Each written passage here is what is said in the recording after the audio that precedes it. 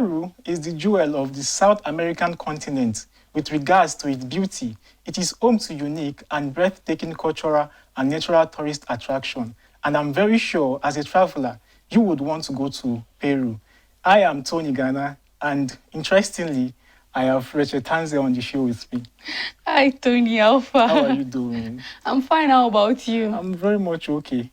I'm excited touring Peru with you. With the power invested on me, I was able to drag you all the way from the dailies to the midday show. So you're welcome. Thank you very much. I'm excited to be touring Peru with you. Are you sure? Because I like cities that are rich in like Asian culture and traditional, like countries that have been able to preserve their culture and just wealthy heritage and all of that. So yes, I'm excited to see what Peru are for us. Supposing you are being given the opportunity to travel, would you want to go to Peru? Why not? Like, just give me a ticket now. I'm already in Peru. Is it first class ticket or being second class ticket? Which one do you want? Anthony, I travel first class only. Please, no economy ticket. It's first class or nothing.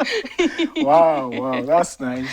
So it's nice having you on the show. Yes, and I'm happy being here too. I'm also happy anyway. Yes. And so we'll be talking about Peru. Yeah. And it happens to be one of the significant country in the South American continent. Yeah. And it's one of the countries that tourists, about like 4 million tourists want to visit and have exploring the places that they feel they should explore and all of that. Yeah. But then I feel we should start by the reasons why people should go to Peru. Or people should go to Peru. Yeah, and you plus any other person that cares to join. I would really want to go to Peru. Just that, and we'll talk about that after the show. We'll talk about that later. All right. So one of the reasons why one should hesitate on to go into Peru is there is a marvel at its historic century, and which is called the Machu Picchu. Yes. And I feel is a very nice place to be, because it happens to be one of the 7 wonders of the world,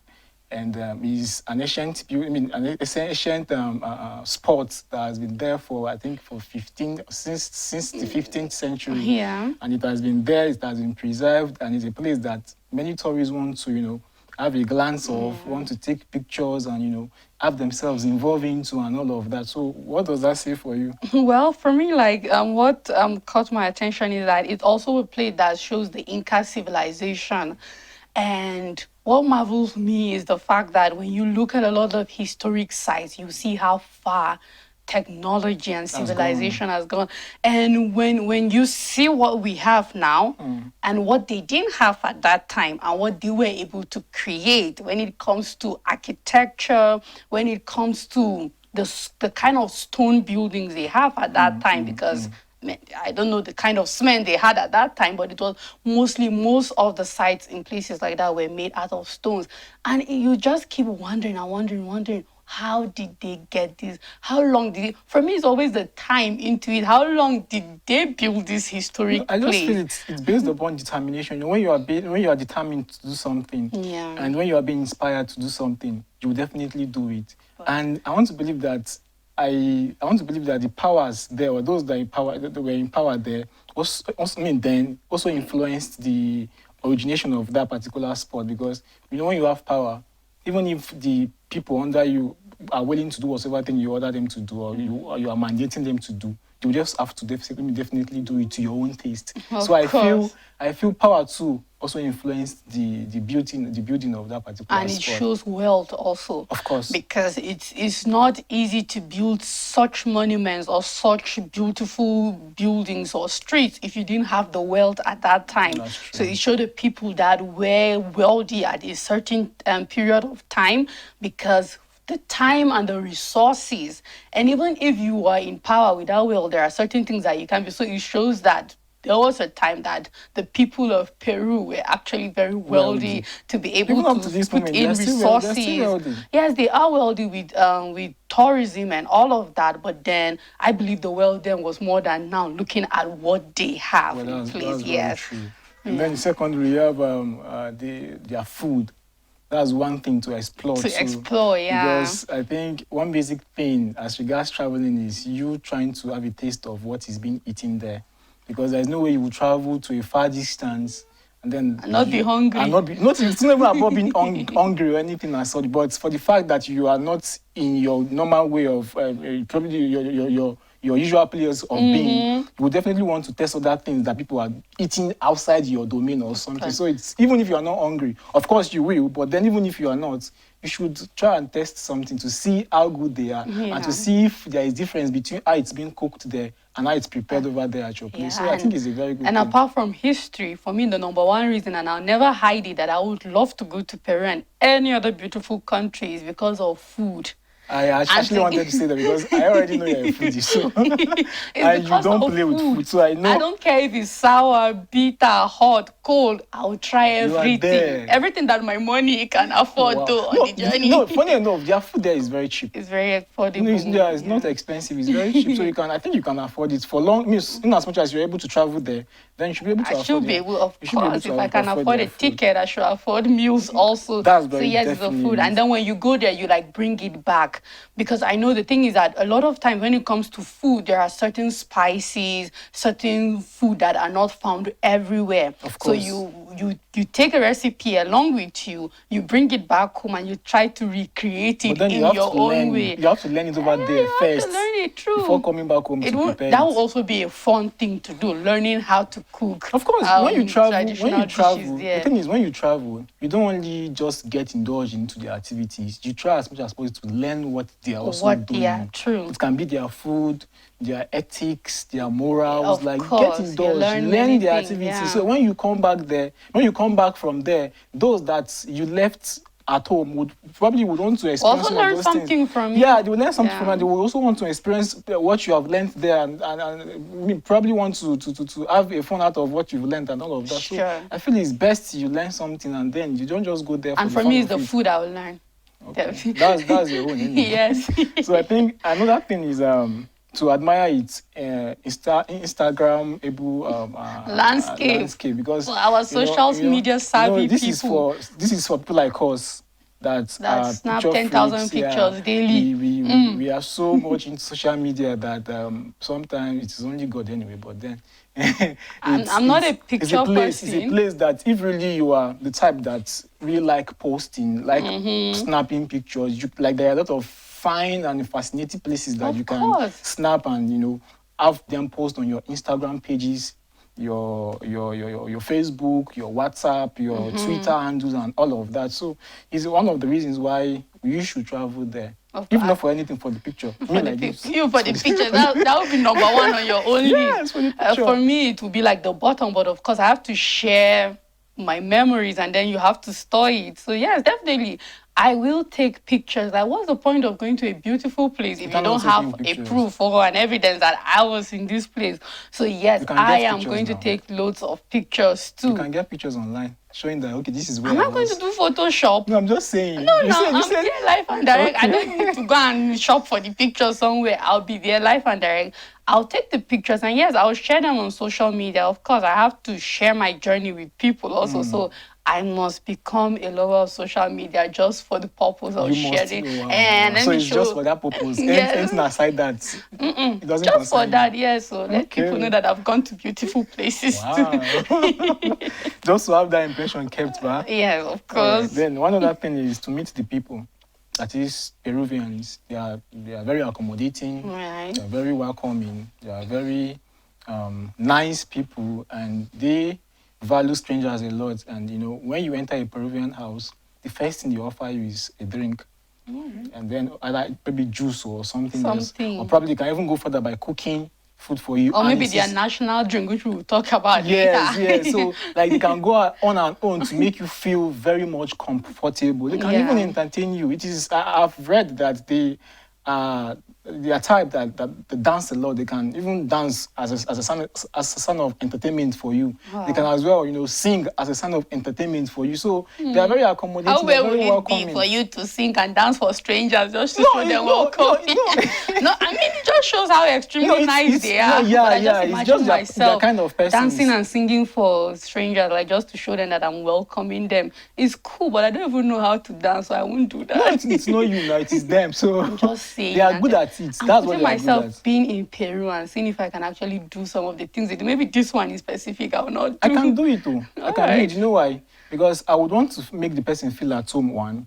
And if the person is tensed and probably the person is not really comfortable with the environment, I would do everything possible to see the person being relaxed in the environment. So I'll try as much as possible to be free.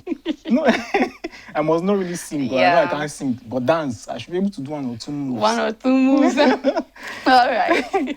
Then we have to travel back in time to Coast Coast. Yeah. I think it's one of the oldest sport as well in the country. Yeah. And it has been there, dates as back as the 13th century. Yeah, and I think it's not only in the countries in South America entirely. Okay, yes, so it is in Peru, but then it's when it comes to other places that we'll say very old, it will be also in South America entirely, not only Peru. And who wouldn't want to go back in time? Have you ever been to somewhere that just the feeling of this place is very old? There's this feeling it gives you, like you can't even explain it. Like you start giving memories, like you start bringing back memories. You start imagining what old times used to be like. Yeah, exactly. It's a very nice, I think it's a very nice feeling. It's a nice feeling because you would want to imagine how things were done, how the buildings were, and all of those things. So I think it's a very nice feeling. It's a nice feeling. So one should, try as much as possible to visit having there. that kind of feeling. Yeah, it's true. It's true. And then they say you should shop for their anti-craft and textiles. As far as every society, every environment is concerned, we have our own different traditions. And talking about traditions, you talk about their different attires, talk about their different handworks and all of those things. So one should as well indulge into all of those things so that you can, purchase any of those things. Then you come back home and show them off. Like, okay, this is how it's done there. This is how it's been. This is how this particular attire has been worn there. This particular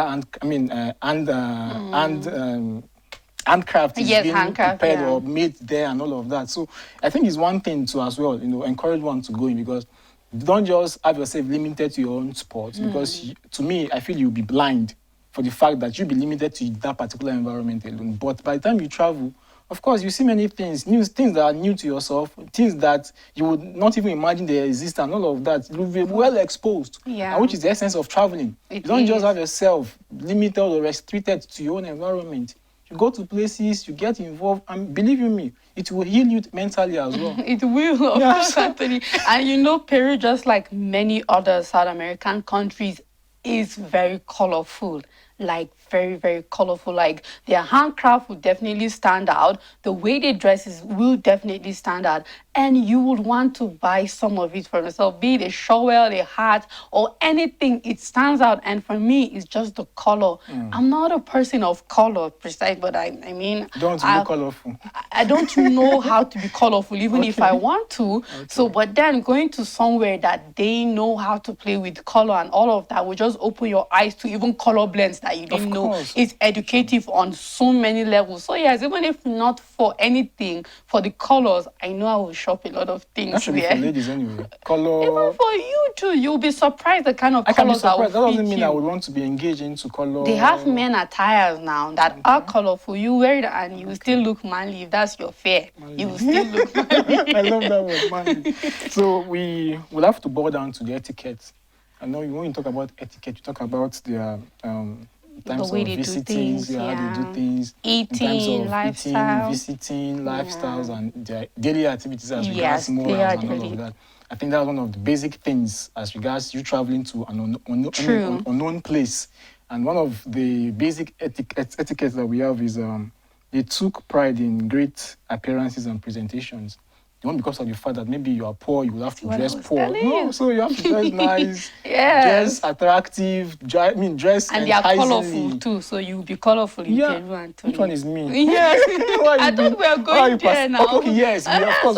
And that's why I have colors. That's why I have colors. These are dull colors. We'll blend in when we get there. So my colors are dull. We'll blend in. So you take the next. Oh yeah, when it comes to visiting in Peru, it is typical for friends and family to visit one another unannounced. That sounds like Nigeria. Like it's nice though. I think it is nice for me to be able to just stop by without announcing. Like, it takes away the fun out of it. But then, to me, it is ideal for one to, in one way or the other, contact the person you are going to visit first to know if the person is going to be, unless you are. Don't you think if we make assured. that a habit, we'll keep giving excuses? Okay. So for one, I think I like the fact that you just pop in. The only thing, I don't overstay your welcome, but I like this in specific. Like, just really? come unannounced. Honestly, I don't like it. If you meet me with food, we eat. If you don't meet me with food, we gist. If you meet me about to go out, we go out. But And then if you meet me available, we have time. It's going to be improper. Unethical. But it's friends and family. When someone even visits you and then you're unable to, have the person presented with anything, say for refreshment or say food or drinks or anything. Like, it's best you visit when the person is buoyant enough to, take care of you or to entertain whichever way you want to. To take away the fun out of it, and then if we have to wait to see each other until we are buoyant, then we will never get to see each other.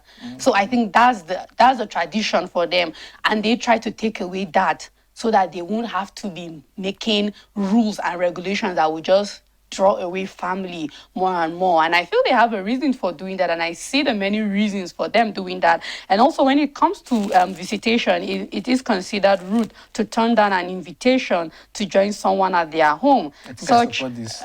You see, so like they just have. I think we've made it sure that the people in Peru are very welcoming. So it's not surprising if they are like this. They value togetherness. They value oneness among themselves. Of course. And I think that's a very good this is a lot to learn from them, and I can't wait to find myself in a place where... We can't wait. Okay, we can't wait, right, to be able to witness such a community. And then when arriving, guests are expected to greet everyone present there. I think this is strange. Because me, I can just do an overall greeting to everybody or general greeting to everybody. But you have to greet everybody. You have to go one by one. Rachel, how are you? So person, how are you? How are you? So they value people. It's unwarranted. Right? They value it's people. It's unnecessary to me. I see it as valuing people. Like, they put importance on everybody. Don't just generalize your importance, but make everybody feel welcome and all of that. Now, declining, for those of us that love food, declining refreshment is not considered impolite. However, refusing a more substantial meal may be interpreted as offensive. Wow. So, it's just a refreshment, just something light. It's okay if you decline it, but if they take time and cook for you, what if you are well fed before coming and then they will vex? Wow. Wow. So if you don't want to vex, if I want to visit anybody, probably I shouldn't even. Yeah, you should go hungry. Or better still, I would just know that, okay, for the fact that maybe I don't have anything in my house that day, I can just choose to go visit him that day and then have myself fed to stupor. Well, don't go and show that you are hungry. No, but I think it's a moral or it's an ethics there that they didn't one say have to eat all their food. They just said don't decline it. If you go hungry, the tactics I will use is by the time I go there, it mustn't be in a particular house that I have to eat to stupor as much. Okay, I can be visiting from one house to the other one. Wow, just go for breakfast, lunch, and dinner in different houses. Yeah, I like your style. I think that's a very good. You're able to save money in Peru. I like your style. Okay, although the practice is declining, it was once common for hosts to invite people visiting late in the afternoon to stay for lunch. A light breakfast time is served around 6 p.m. That's interesting, though. Although it's fading, but it shows that these people just are a people. Like, they love people on every level, and they are always ready to be hospitable, even to whoever, strangers and anybody that they come, most especially friends and family, and even visitors like us. And so when we're arriving, regardless of whether a visitor was expected, hosts will always offer their guest a drink, water, juice, or anything refreshment. I think we've said that. We said that. It's all part, and if you decline the refreshment, it's okay, but the major food, they'll get offended by it. I think they also value each other's health as a very top priority. They have concern over each other's health. If perhaps you are not feeling too well, they will try as much as possible to give you the absolute attention that is needed. You have to see you bounce back to your feet and all. And I think that's a very good one. So we're already learning a lot from people in Peru, and we should be able to start practicing some of this before we land there. We should Yeah, be yeah, able you to have start to get. practicing. The thing is, for you to really get used to some certain thing, Yeah. you just have to get engaged. I mean, have yourself get engaged into that True, thing before true. you get involved into it completely, Yeah. which is very nice. Then falling back to, boiling down to eating. Mm-hmm. I said, when directed to the table, let the host sit you as they have a specific place that would like you to sit upon. So I think this one is very can be suspicious. Why would it be suspicious? So I cannot choose to sit on my own. No, now it's their house. Okay, that's true. Okay, So they maybe I never they thought of already that. everybody have a seat.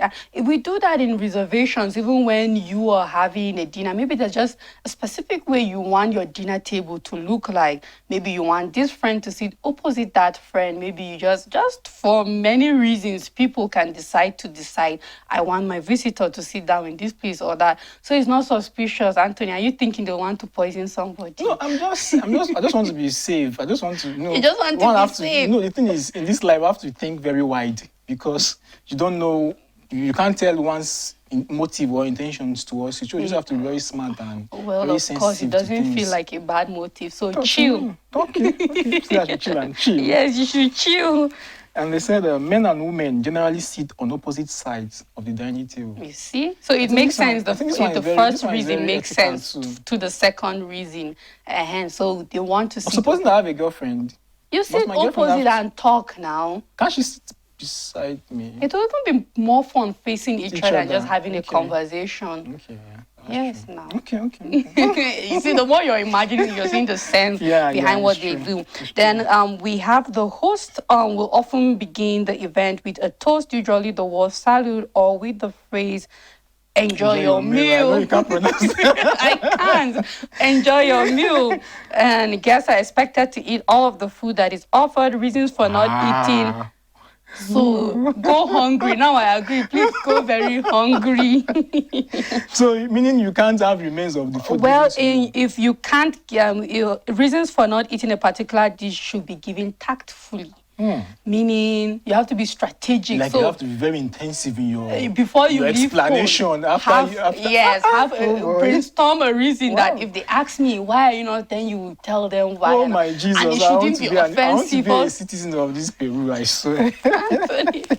If not for anything because of this free food. Because of this food, I can just be eating and getting food. Food is very essential. In the mountains regions of Peru, a feast called is common. I don't know how, but let me try and give this word a try. Okay. Pachamancha is common during celebration and events. This feast often has a large audience and a wide variety of food prepared in an earthen oven. This food will taste nice, Anthony. Like as we're just reading, we should already be like. I was already imagining. I was already imagining and salivating inside of me because even the reading alone, going by the description alone is mind blowing. You know, anything made from an earthen pot and now with an oven always tastes differently because it always have a way of preserving the natural seasoning, taste, smell, and all of that. It's just like how pizza made an earthen oven tastes different from pizza made in our normal electric oven and all of that. So I'm looking forward to those kind of meals. All of these things have gone extinction here. You hardly see a clay pot being used to prepare food. True. Everybody has civilized. But then there are certain dishes up to now that if you want to get the best out of the flavor, you just have to cook it the traditional way. And I think this is what the people in Peru are just trying to do, to always have the original taste of certain food when it comes to celebration and festival. I think it's a very nice one. It is a nice one, of course. And then gift giving. They say when visiting someone's home, guests are not expected to bring gift. However small such gift as long as it is fruits, chocolates, good quality of liquor, are welcome. So you must not really go there with nothing trying to stress yourself. Yeah, you don't have to. Yeah, getting a lot of things, but then you can just go just something little, something small like fruit and all of those things. If not for anybody, at least for the children. And if you don't have children, you have neighbors that have children. We don't have to drag neighbors here, Sha, but just hold something. Just hold something. And gifts that are sharp, such as knives or scissors, may imply an intention to sever ties with someone. Wow. Thus, avoid giving gifts that may be interpreted as cutting off connections. Don't go to a Peruvian house with a knife as a gift. What would even make one We think give of? cutleries as gift now. It's normal, but just know now But that in Peru it means something that one else. is cutleries now. Yeah, You go but with you still like have you knife. go with like fake knives, spoons, and all of those Like things. Anthony, on a normal, I won't feel offended if somebody should give me a knife as a gift. But now you're being told that in Peru, don't do that. Don't give anybody a knife as a gift. It shows the interpretation there that you're cutting ties. But my problem is, why would one even think of gifting someone a knife when the person is not either a soldier? If you give me a knife now, I'll collect it, Anthony. I have vegetables to chop. Okay. So yeah, I have it used for it. I just feel it's a normal thing for you to either buy yourself rather than me gifting it to you. The point is, if you give it elsewhere, it's not seen as anything. It's not a bad gift. A knife as a gift, anything is a gift. It's a gift, right? Okay. But they have a different meaning to it. I think that's what makes it weird for them there. But then it's not a bad gift. It's not a bad entirely. Thing, yes, exactly. So and then still on gift giving, Peruvians tend to open gifts when they receive them. I think it's like that. I like that. So which if it is letter bomb, let us just Anthony, you have to be negative about everything. I'm just saying. It's almost like you're living with a constant fear. Okay, they say sit down here. You are suspicious. Now open and you're thinking of a time bomb. You're in a strange land. Well, it's just for you to appreciate it more, like right in front of them. Just say thank you, and then the person will be excited to see the impression on your face that you are very happy about the gift and that you appreciate it, and maybe there and there you put it into use and they will be happy about it. So I think that is the major reason. We've already talked about how many millions of tourists they have every year, and no wonder they are able to flourish in so much well, because having 4 million travelers yearly, Anthony, is no joke.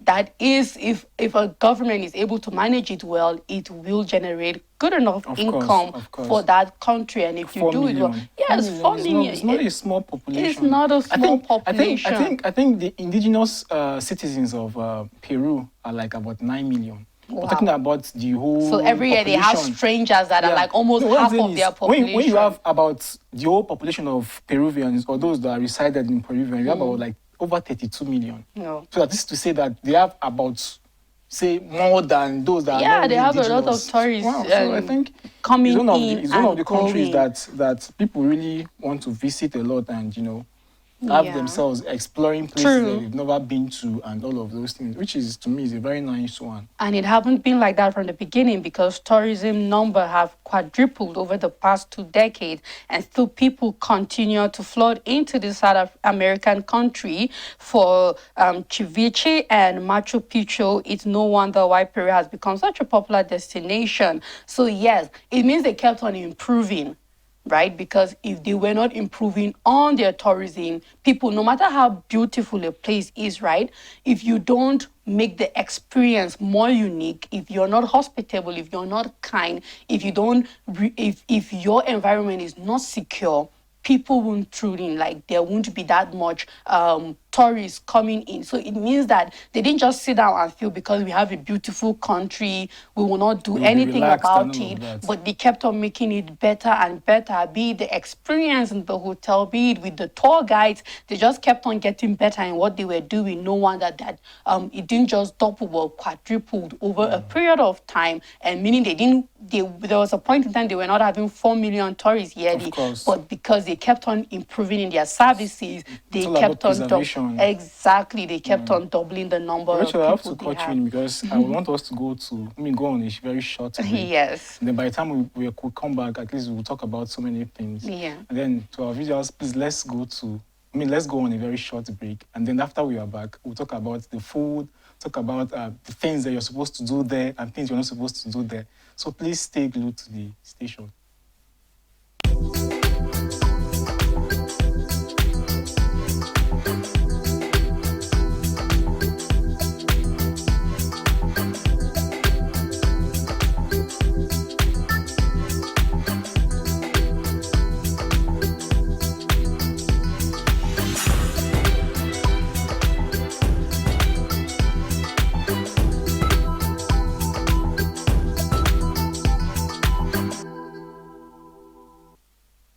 Welcome back to the Midday Show. Anthony and I have been talking about Peru, and we have been going through this beautiful South American country, all it has to offer. And one of the most exciting thing about people in Peru, Peruvians precisely, is that they are hospitable people.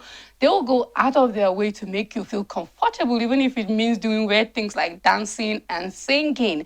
And we've seen that it is beautiful, very historic. They have ancient cities, and by the look of things, we know that they have a lot of wealth and they are still wealthy. And over the years, they have improved their tourism and it has doubled, even quadrupled over the years. And they have 4 million tourists coming into their country. This only shows that Peru is a very beautiful place and is hospitable. And now we just want to look further and know what you should do and not do in Peru, because it's not all about having fun, but also being safe while having fun. Anthony, Alpha. I do all right now. Talking about Peru or talking about traveling out, it's very essential, it's very important to know, okay, what are the things that are tolerated there? Yes. What are the things that are acceptable there? What are the things that I'm not supposed to do there in order to have myself being caught wanting one way or the other? And I think one of the things that one should do, or one should be very, very careful or very cognizant about, is for you not to take cheap buses. If you're a cheapskate, don't go to Peru. The thing is, the truth is, normally or ideally, cheap buses, you should as well know that, of the fact that the tendency of things not really being ordered or being organized in that particular state of things, you should definitely is there, because you don't expect something modernized, something well arranged, something well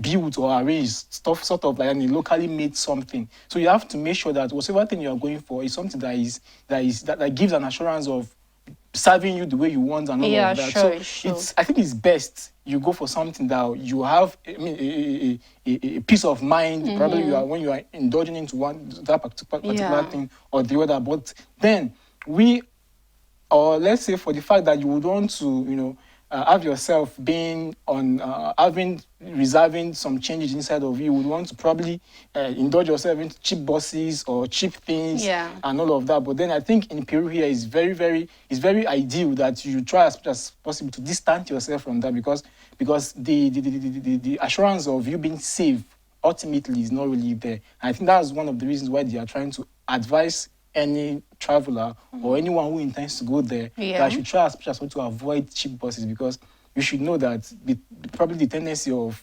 bad cars or even the drivers not really being taught how to drive, or not knowing how to drive that much is there. So you should try as much as possible to prioritize companies that have good buses. Yeah, exactly. I think I was going to emphasize so that you will not be caught wanting one way or the other, or probably have yourself being met with something that you really didn't plan for. Of course, when you're going to somewhere new and it's an environment that you don't know, safety tips are very important. And in Peru, the most obvious thing is that don't stop an old taxi or that looks dubious. Just go for a new, good-looking taxi. Well, that not only that, because new and good-looking can still be dubious, but you should go with a company that is recognizable, that is a taxi company that is well known, and it's just for you to do your homework, browse it, and know. And of course, when you are going to Peru, you should go through probably an agent, a travel agent. And what these agents do is that they hook you up with tour guides, yes, yes, tourist company, let me put it like that have tour guides that they can take you from your hotel to any site you want to go, restaurant. They can just plan your activities for you in a safe way. So I think that is the number one thing to do there, because no matter how beautiful the place is, what's the aim if you don't end up seeing all the beautiful sights, or you end up being kidnapped or something like that? So to avoid that, just follow like the right things to do. Just make sure that you are hailing a taxi that is from a reputable and well-known company. The truth of the matter is, I think one of the reasons why they are advising against cheap buses is for the fact that accidents is to some extent common there. Yeah. And when you have accidents repeatedly common in a particular place, that is two things are involved. It's either the vehicles are not good, or the roads are bad. The roads are bad, and or the drivers are also bad. So I think that's one of the reasons why they feel it is best you have yourself contacted or involved into one of these good companies that have good cars and all of those things, so that your traveling will be secured, you will be secured, and all of that. So I think that's a very nice one. Yeah. And then one other thing that one should be very, very careful about is your health. Because I think there you don't just see a tap water running and then probably you want to drink through it. Yeah. You have to be very careful with that, because I just feel if really you are traveling, just like you've said, travel guard and then travel company and all of that, I think they should be able to tell you where to get good and or probably hygienic waters that you can drink, and food that you're supposed where to get, restaurants where for you to get food and all of those things, so that you will be on the safer side. This is your health, and your health matters a lot, and which is why you have to be very careful. Ask questions. Don't just expect to go to a place and do things the way you want, but then ask questions. There are people there. Ask them, how is this thing being done? How am I supposed to go about this? Where am I supposed to get a better food or a better water or something to digest for myself? And I believe if you ask questions, definitely they are willing to even do more than what you've asked. So I think it's one thing for me. Don't just go to a place and start involving yourself into their food, their drinks, and all of that, because you don't really know how it's being prepared. You don't know where the source and all of those things. So like very South essential. America is a very tropical region, and we know it's a home to the great Amazon forest and all of that. And Peru is there. What that means is that it has lots of insects that you don't even know exist. We're not only talking about mosquitoes, we're talking about deadly and dangerous insects that can lead to one health challenge or another. So before you travel to Peru, it is mandatory that you take the vaccines that are important for you before you go there, because some insects can bite you and it will cost you down or probably even kill you. Some insects are deadly that you don't even know exist because it is only rare in that region. So make sure you take your vaccines properly, and even when there's any slight health scare there, don't take it lightly. Don't feel it's just a headache. Don't feel it's just a fever. Try to go to the hospital. But most importantly, before going to Peru, you must take vaccines, because I think that's one of the #1 travel guide. Before you go to any country, even without general sicknesses, there are regions Have yourself vaccinated. Yes, of course. What are the vaccines that needs to be taken before you go to Peru, because of probably the rare insects or things that are there that you are not aware of from where you're coming from. When you're able to take those vaccines, just as you said, don't take tap water. Make sure you're taking a bottled water that you know has been purified and has been well treated, and then you can be sure that you are safe in Peru to have fun and eat. Don't just go to a place and then probably the essence of you traveling is for you to go and have fun, and then you are being sick, and then you're sick. It doesn't make any sense. The whole fun is no longer there. True. Yeah, and they said don't always book the cheapest tours. It is usually best to avoid tours when a site or attraction can be explored independently. There are situations, however, when a tour or at least a guide offers a far more rewarding experience. So if you plan to hike the Inca Trail, for example, then spend a little extra to go on to the best trail operators in Peru. At least when you want to go to hiking, when you want to go to to explore places that you've never been to, you make sure you don't go there alone. You try to get someone that is probably a citizen of that particular environment or that is used to that environment, and then have yourself filled with exploration and all of that. But for you going there, the dangers that are there, you can't tell. Where there are limitations, you can't tell, and all of those. So I think it's best you go with someone that can be of help for you, so that you have what you need, or probably you will not be caught wanting one way or the other, or have yourself being involved into what you're not supposed to be involved into. So and when a tour is cheap, they're most likely going to have fewer tourists. Of course. So when you go for a tour company that is expensive, it means their services are good. I think that's one of the take home for everybody going to Peru, that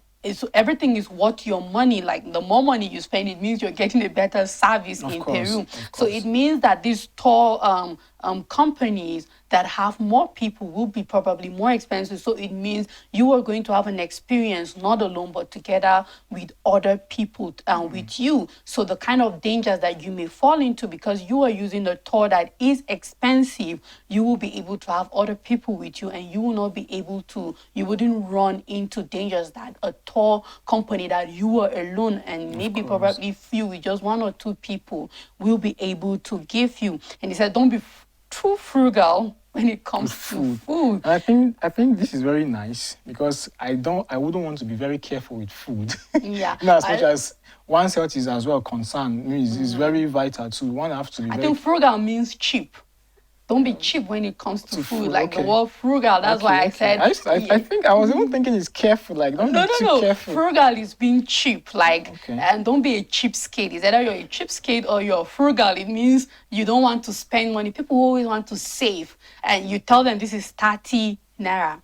That's not Peru currency, though they want to get it at 15 naira, for example. So don't be cheap, don't be frugal when it comes to food in Peru. And I think it's just about, yes, the street foods are nice, but from time to time, maybe take yourself to a 5-star restaurant in Peru. Have yourself treated nicely. Exactly, have yourself treated nicely with all those cutleries if you know how to use them.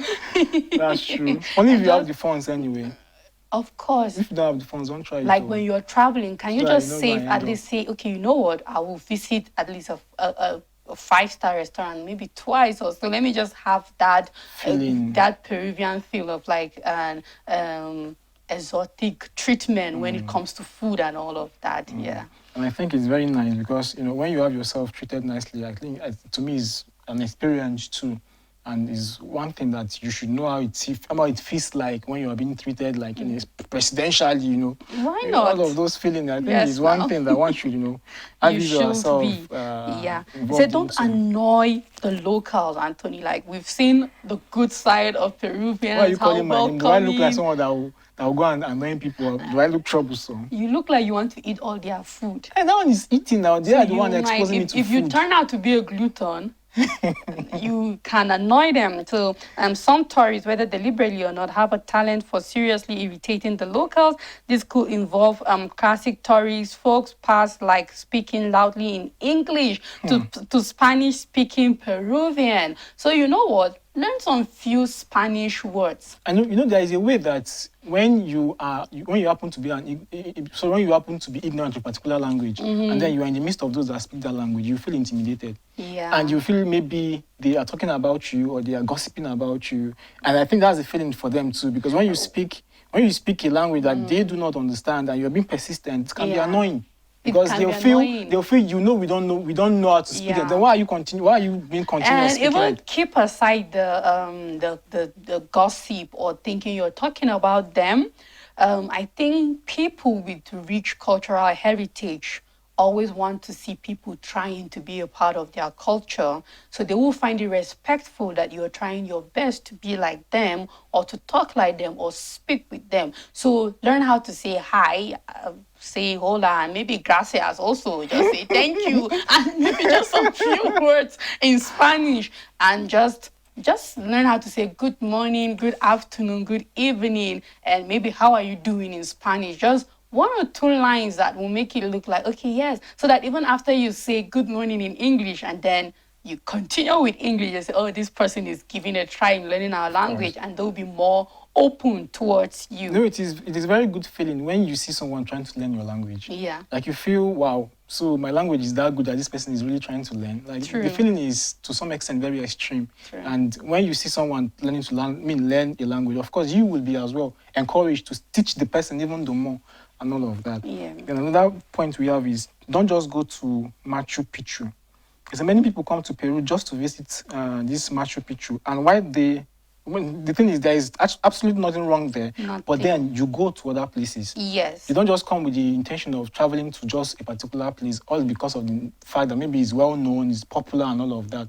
You go to other places. I want to believe there are other interesting places. There are other fascinating, amazing places that you should go and see things for yourself, but not just a particular place. Don't restrict yourself to just one a tourist attraction. Go to places. That's you can boring, though. Yeah, it can be boring because you can't just come all the way from wherever you're coming it's from. Like going to Paris just to see the Eiffel Tower when there are many beautiful, or going to Italy and just saying I'm only going to the Colosseum when there are many other places to go to. So yes, don't go to Peru just to go and see one beautiful place. It's an entirely beautiful place. So go to more than one side. Yes, the Machu Picchu might be beautiful, is absolutely beautiful, ancient civilization and all of that, but it's not the only beautiful place in Peru. So you should not have why would I spend money to go and see one place? Anthony, it doesn't make sense. So go to many places, utilize your money, juice your money very well, and go and see other beautiful places. Yeah. And they said, don't take pictures without asking. And I think this is very ideal. You don't just see you don't just see a building and then start taking pictures just like that. There are some certain things that are kept to be sacred. There are some certain things that are kept to be private or not to be shown to the wide like world. The Inca tribe might have monuments that will feel this is sacred because these are people that have rich culture, tribe, faith, spiritual kind of things attached to something. So you make inquiry first before taking pictures. Yes, exactly. So ask them. They might say this is a god of something. You might just think, oh, what a beautiful stone age sculpture, and maybe for them it's not something that they want people to see because it might be sacred. Yes. So yes, you should ask before taking pictures. I think it's a very ideal. It is ideal. Don't be afraid to haggle. Oh, Nigerians will love this. What are you insinuating? So you mean you like this? We'll spend 3 hours in the market bargaining and reduce something. I think it's part of human. How would I qualify it? But I think it's natural for human. Nigerians are top. Me and you are top on that list. We will bargain like this. I don't think it's only Nigerians. So well, true. It's not only Nigerians. I feel it is common to anybody that probably you are not really buoyant financially as such. True. Of course, when you are in need of a particular thing and you don't really have the money that is up to what the price is, of course you would want to bargain because you need it, you want it. The thing is, enticing to you. And I'm just putting us at the top of the list. You're trying to make us. You're trying to. It's not a bad thing. It's not a bad thing, but the way you bring it up, it's as if it's a bad thing. Let's accept it and just move on because it's the truth. The exciting thing is we are not the only one bargaining. Well, we're not the only one bargaining. It's true. It's a common thing. There's nothing wrong with bargaining. Yes, because it's just part of market strategy. And if you see that it's a common market strategy there, then why don't you bargain? Feel free to bargain when you go to Peru, and don't show them that you are boxed. Bargain if you want to bargain in Peru. Okay. Yeah. I think we are already going against the time, but then I would want us to talk about like 2 things as regards food. Okay. Because I think it's very important that you talk about food. Yeah. Maybe you can give prescriptions of the best of food that is prepared there, so that you not just go there and have eating at random. Yeah. I think one of their best food that is known nationally is ceviche. Yeah. And I think they even have a day for it. I think they celebrate it. I think once in a year. I think on the 28th of June. Yeah. Yes. So to tell you that it's a national dish and it's something that they hold on a very high stream. They do. So I think if as a visitor you want to go there, you should try as possible to get yourself involved in eating it, test it, if possible. Learn how to prepare it. So when you come back, you prepare it yourself and share it with If it's possible, make sure your vacation lands on June 28th. Yeah, you experience the celebration. Yeah, I think it's a very nice one. It is nice. Yeah, and then for those of us that like creamy chicken, they have dish with creamy chicken. It's something called aide galina. I hope I pronounced it well though, but then it's creamy chicken, even roasted chicken too, and all of that. So yes, and I said, I'm taking back the recipe. So this place is for me, and when I go to Peru, I am going to find myself recipes that I'll come and try in Nigeria, of course. I think we have the beef heart skewers. I think this is one of the Peruvian dish too that happens to be very nice. When you talk about food, you have to talk about how it's being prepared, the processes that are involved, and all of those things. So you don't just go there to eat. You also learn to prepare it so that you probably can come back here and get the ingredients, get the spices, and everything prepared. Yeah. But then I think we are already against the time and all of that. So do us the honors by closing the show, man. All right. Thank you for staying with us as we went through Peru and we saw everything that they have. And it's definitely a beautiful place to go to with beautiful food, hospitable people, and overall a great place to have a nice time. Don't forget, 28th June is a perfect time to plan a visit to Peru if you want to go and meet their national food. I don't want to pronounce it again, but yes, Peru is a great place. And thank you for keeping a date with us today on the Midday Show. Goodbye and have a great day.